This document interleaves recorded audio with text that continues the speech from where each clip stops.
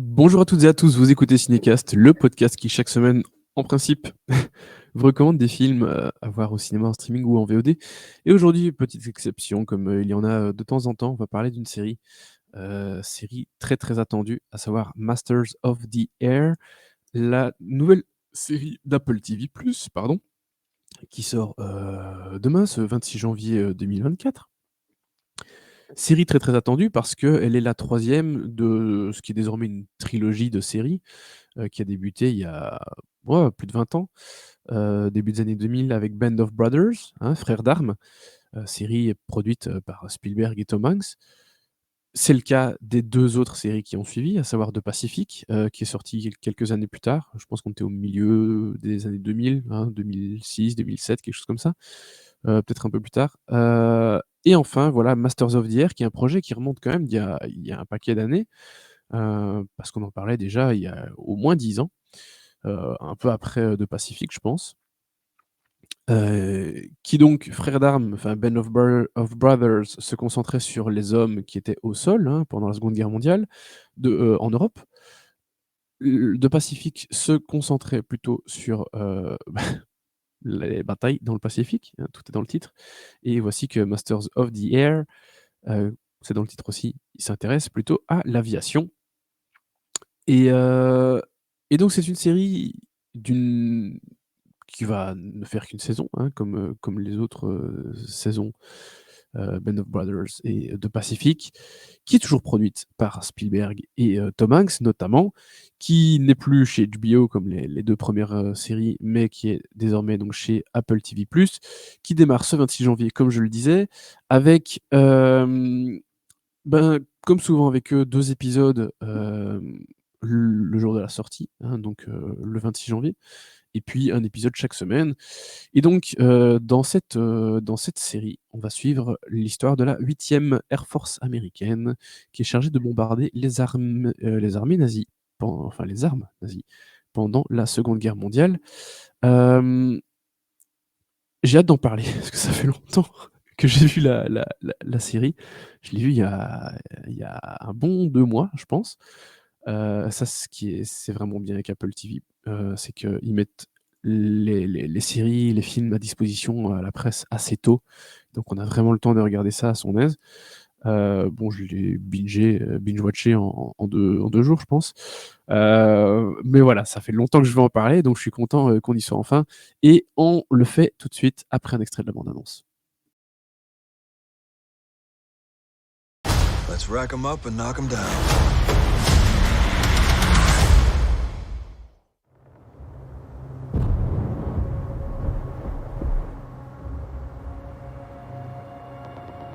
When you look at it, you don't pay attention to what's really going on.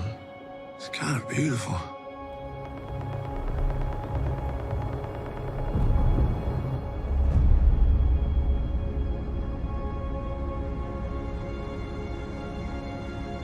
We came from every corner of the country with a common purpose. Go, go, go, go, go, go! To bring the war to Hitler's doorstep.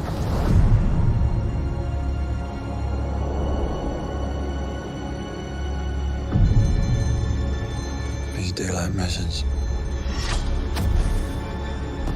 They're suicide. Then watch the move. On va s'arrêter là. Et ces premières secondes de bande-annonce laissent déjà augurer de très très bonnes choses. Alors, je vais pas spoiler. C'est vite dit, on parle quand même d'une histoire qui a eu lieu il y a quand même 80 ans. Mais évidemment, je vais pas rentrer dans les détails de l'intrigue. De toute façon, je pense que si vous voulez vraiment être spoilé, vous avez qu'à aller sur la page Wikipédia de la 8e Air Force américaine. À mon avis, tout est déjà détaillé. Hem Mais enfin, il y a pas de mais, je vais pas vous spoiler. Il y a plein de choses qui sont évidemment très, très intéressantes avec cette série. Déjà, quand c'était HBO, c'était bien. Quand c'est Apple TV+, à l'ère de la 4K et cetera, c'est je vais pas dire mieux, mais c'est vraiment top. Donc déjà, on a une qualité d'image qui est toujours incroyable. Je le dis à chaque fois pour à peu près toutes les séries qui sortent sur Apple TV. C'est chaque fois vraiment de super bonne qualité, c'est magnifique.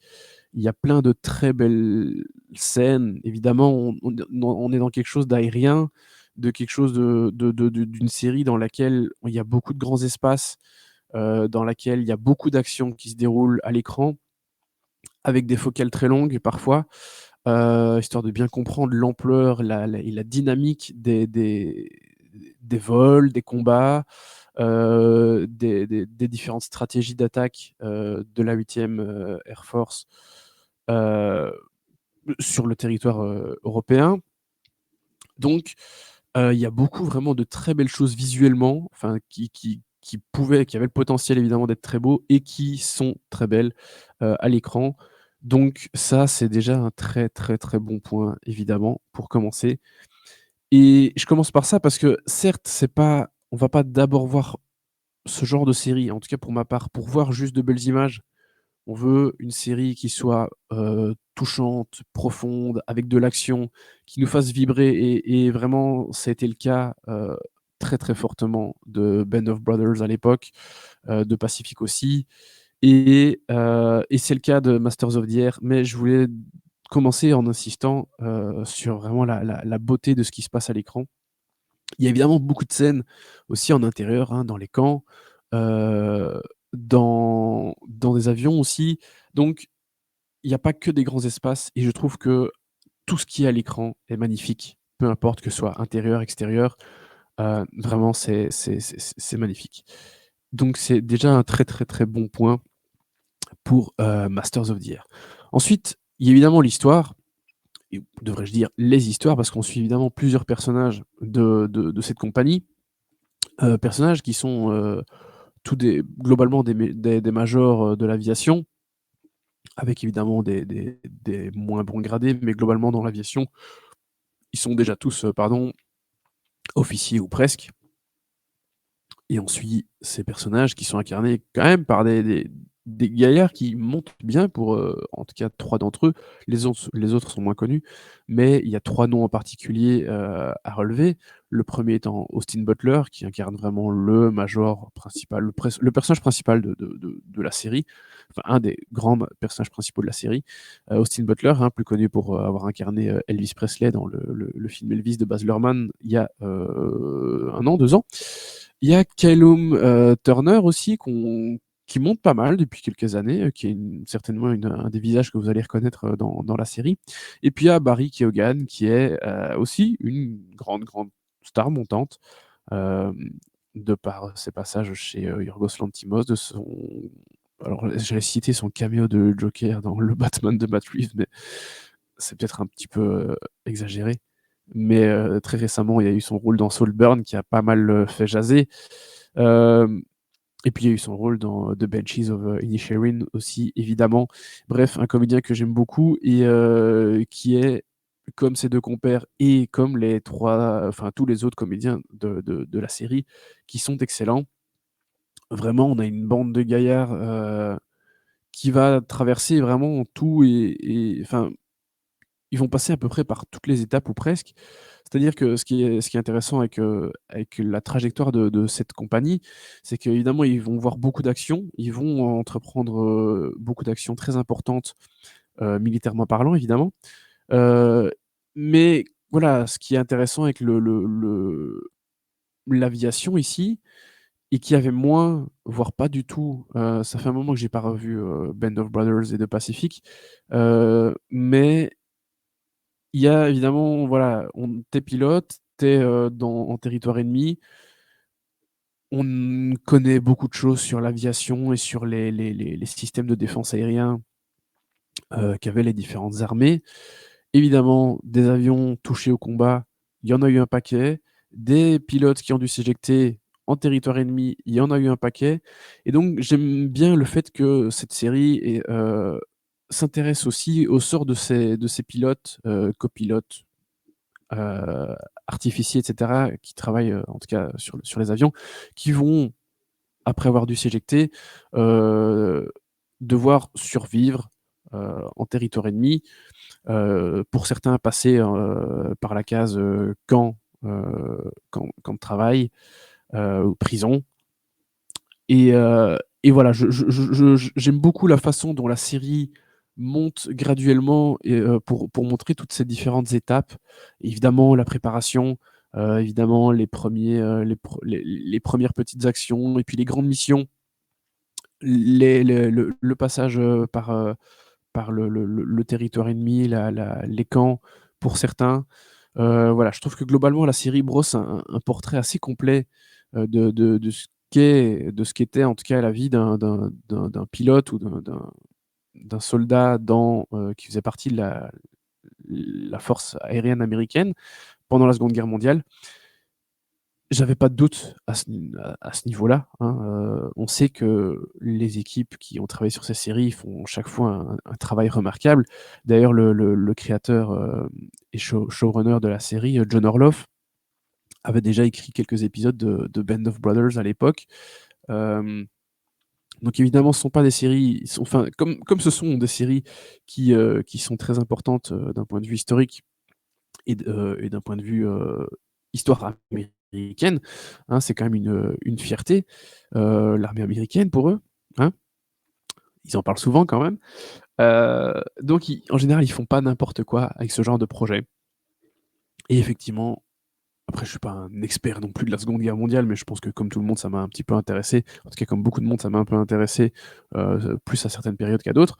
Heu, voilà, j'ai le sentiment en tout cas qu'ils ont fait un excellent travail, qu'en tant que spectateur, on prend beaucoup de plaisir, on prend plein d'émotions dans la figure, que les comédiens franchement se donnent à fond, et nous font vivre cette aventure, de façon magistrale. Et voilà, je trouve que Masters of the Air, globalement, c'est une excellente réussite, une très belle réussite. Et je mettrais quand même, peut-être par nostalgie, et cetera, Band of Brothers et The Pacific devant, à voir comment la série reste dans le futur. Mais de toute façon, ça reste une excellente série et Apple TV ne s'est pas loupé avec ça. Et elle montre encore une fois que, certes, elle a un catalogue moins grand que ses rivales, qui s'agrandit bien. Niveau série, il y a quand même un paquet de trucs, on pouvait y aller maintenant, avant d'avoir fait le tour. Il y a quand même vraiment beaucoup de choses. En termes de films, ça reste plus modeste, mais voilà, comme souvent, c'est le constat qu'on fait systématiquement avec les séries et films Apple en général, en tout cas très, très, très souvent. Moins de contenu, mais de très bonne qualité. Ils mettent l'argent là où il faut. Heu et voilà, ça devient une plateforme, un studio, incontournable qui sort certains de ses films, au cinéma aussi. On a vu, Napoléon, on a vu, Killers of the Flower Moon, qui est dispo là maintenant, je pense, Killers of the Flower Moon sur la plateforme. En tout cas, dans tous les pays sauf la France. Chronologie des médias oblige. Mais donc voilà, Apple TV, encore une fois, une bonne pioche, avec une très, très belle série, très belle réussite. Heu, voilà, je donne pas d'étoiles, parce que c'est le genre de série un peu historique qui sont vraiment excellentes. Enfin, je veux dire, Band of Brothers, c'est 5 étoiles. C'est une des meilleures séries, en tout cas mini-séries, vu que c'est une saison de 10 épisodes. Ici, on a 9, il y en a pas 10. Donc c'est un peu, c'est hors catégorie, quoi. Bref, sur ce, j'espère que je vous dis à bientôt pour des nouvelles recommandations, des nouvelles critiques. J'ai vu La Couleur pourpre, j'aurais déjà dû vous en parler parce que ça fait, le film est sorti hier. J'ai toujours pas eu le temps de faire ça. Je vais essayer, je vous promets pas, mais sinon je vous dis j'espère à bientôt pour des nouvelles, critiques. J'ai de plus en plus de boulot, j'ai un paquet de films à voir. Nous sommes le 25 janvier. J'ai déjà vu 65 films depuis le début de l'année. Bref, j'ai du travail. Mais c'est toujours un plaisir de voir des films et c'est un plaisir de voir ces films pour faire une programmation pour un festival. Donc, je ne me plains pas. Mais voilà, j'ai un peu moins de temps malheureusement pour faire des podcasts. Sur ce, j'espère quand même vous dire à très bientôt. N'hésitez pas évidemment à nous suivre sur les différentes plateformes, enfin les différentes plateformes de podcast et à nous suivre sur les réseaux sociaux avec le handle @cinecastbe. À très, très bientôt. Passez une excellente soirée et journée.